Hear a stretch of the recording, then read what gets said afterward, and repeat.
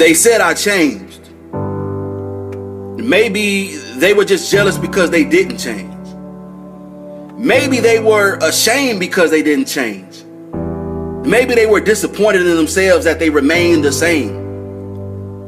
Yeah, I changed.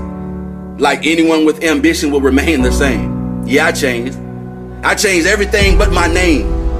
I wasn't born a miracle to be average. I have absolutely no desire to fit in. No desire to conform to anyone's wishes. But I have every desire within myself to improve myself. Every day, every hour, every minute. They'll say you didn't have enough time for them. Well, maybe they weren't worth your time. They laughed at my dreams and my goals. Well, maybe they were embarrassed because they didn't have any. Maybe their dreams were really nightmares. Maybe their lives was really just a horror story.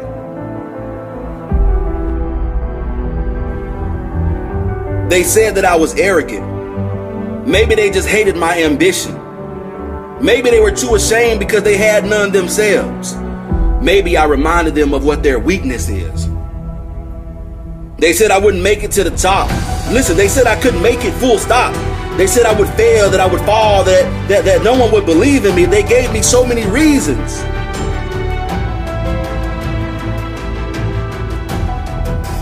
But they forgot to ask about my desire. They never asked about my willingness to sacrifice. They never asked if I was willing to do whatever it took to make it. Maybe if they did, they would have kept quiet.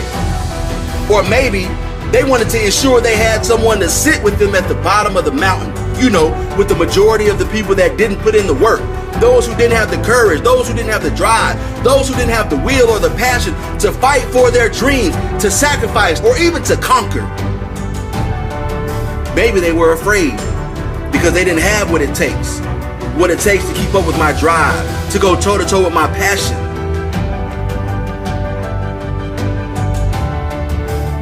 You know, they say that you'll never make time for them. Well, maybe you only make time for the people that are worth your time.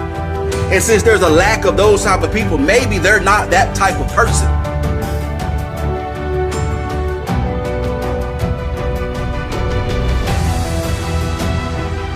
You know, somebody once told me, it's better to be hated for what you are than to be loved for what you're not.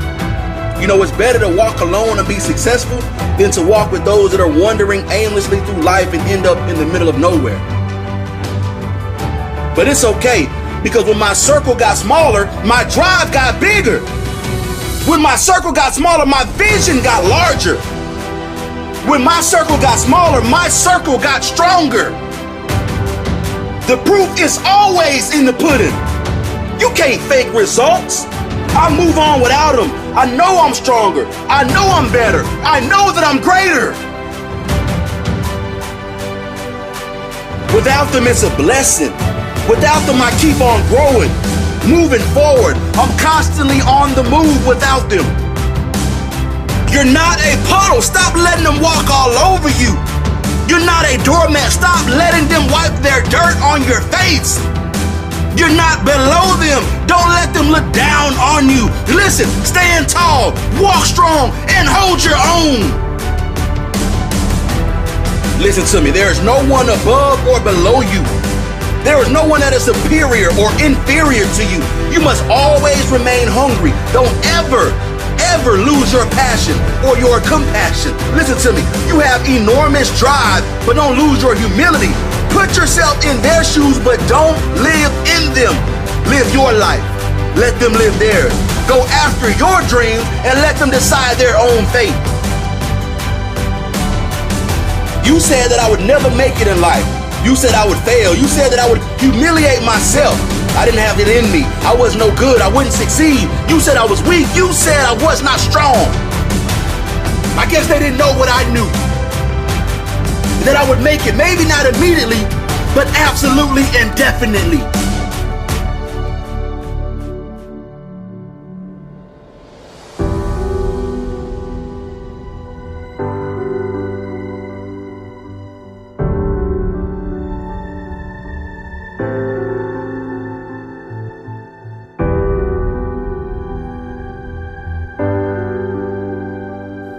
The difference between winning or losing, the difference between those who do it and those who don't make it in life, and listen to me, it isn't about talent.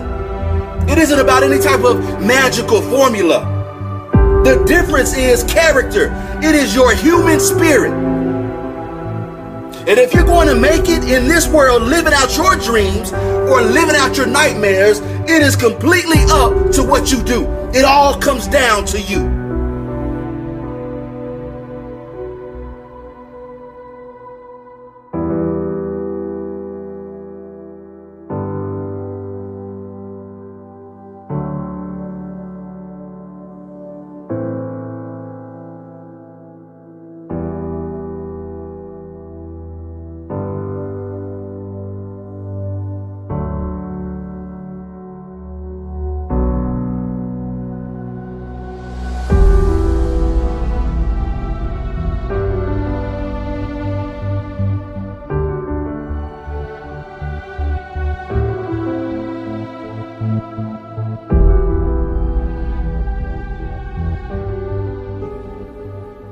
Being insulted is amazing.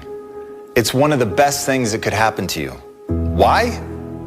Because when people want to hurt you, they're going to come after you with something real. Nobody throws an insult at you that they think is patently ridiculous. The things that they insult you for are the things that they know are going to get under your skin.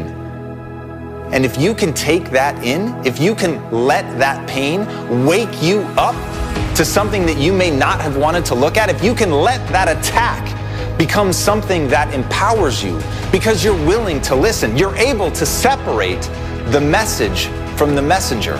You're able to see that even though what they're trying to do is hurt you, that in there is a nugget of truth. And the way that I think about that is when people throw something at me, they're throwing a nugget of gold. And yes, it sucks every time you get hit in the face with a nugget of gold. But if you don't throw your defenses up, if you take that shot, suddenly at your feet is something very valuable, something that you can use. And all you have to do is be willing to pick it up.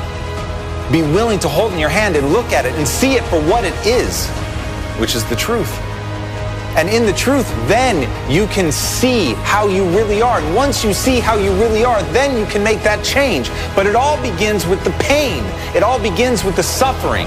It all begins with an insult. It all begins with something aimed to take you down. But when you have the mentality of a learner, when your identity is around self-improvement, when the thing that makes up who you are is your single-minded willingness to stare nakedly at your inadequacies, suddenly you can change. Suddenly, it doesn't hurt so much to have somebody say something. As long as it's true, you're willing to use it. As long as it's true, you're willing to take it on board and see how you can improve and get better. But first, you must stop being willfully blind to your inadequacies. You must stop being willfully blind to the mistakes that you make. You must stop being willfully blind to the areas that you need to improve if you want to achieve the things that you say you want to achieve. But that's where people get stuck. They get stuck in self-esteem. They get stuck building their self-esteem around something that is weak, something that is fragile, something that can be attacked. And that's why you have to build your self-esteem around something truly anti-fragile, something that the more it is attacked, the stronger it becomes. And the only thing that I've ever seen that's like that is to identify as the learner. Once you identify, once your very sense of self is that of someone who improves, someone who's willing to look at the truth, someone who's willing to hear the hard and difficult and painful truths about who you really are, because you know that the thing that makes you great is your willingness to look at that and to improve. Once you have that mentality, once you're willing to push yourself and improve and become something extraordinary, that is the thing that's going to give you that pride and that sense of self-esteem, because you were willing to stare at the things that you find ugly about yourself, because you know you can make them beautiful. And that's the difference between the person who throws an insult at you. They have not yet figured that out, and they need to tear you down to try to make themselves bigger. But you don't need to do that, because you have an aim. You know what you're trying to become, and the relentless pursuit of that mandates that you accept who you really are right now, as a means to figure out the new skill set that you need to acquire to live the life that you want to live. But focus only on that. Don't worry about people trying to tear you down. Don't worry about anything other than what is true, what is needed for you to cross the chasm of skill set to get from where you are to where you want to be. Because that is the most important question life is ever going to ask. Who do you want to become? And what's the price you're willing to pay to get there?